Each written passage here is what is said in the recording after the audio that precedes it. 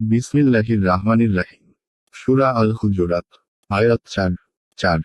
যারা ঘরের পিছন হতে তোমাকে উচ্চস্বরে ডাকে তাদের অধিকাংশই নির্বোধ।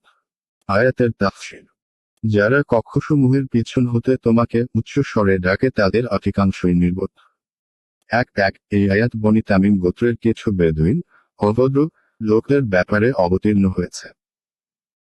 তারা একদা দুপুর বেলায় নবী করিম সাল্লাল্লাহু আলাইহি ওয়াসাল্লাম এর বিশ্রামের সময় তার ঘরের বাইরে দাঁড়িয়ে অসভ্য ভঙ্গিতে ওহে মুহাম্মদ বলে ডাকাহাকা করতে লাগল, যাতে তিনি বেরিয়ে আসেন।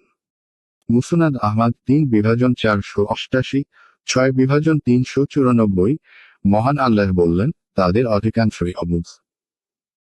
অর্থাৎ নবী করিম সাল্লাল্লাহু আলাইহি ওয়াসাল্লাম এর মান মর্যাদা, আদব ও শ্রদ্ধার দাবিসমূহের খেয়াল না রাখা হল মূর্খতা। আয়াত 5। তুমি বের হয়ে তাদের নিকট আসা পর্যন্ত যদি তারা ধৈর্য ধারণ করত তাহলে তাই তাদের জন্য উত্তম হতো। আল্লাহ ক্ষমাশীল, পরম দয়ালু। আয়াতের তাফসীর। তুমি বের হয়ে তাদের নিকট আসা পর্যন্ত যদি তারা ধৈর্য ধারণ করত তাহলে তাই তাদের জন্য উত্তম হতো। আর আল্লাহ চরম ক্ষমাশীল, পরম দয়ালু।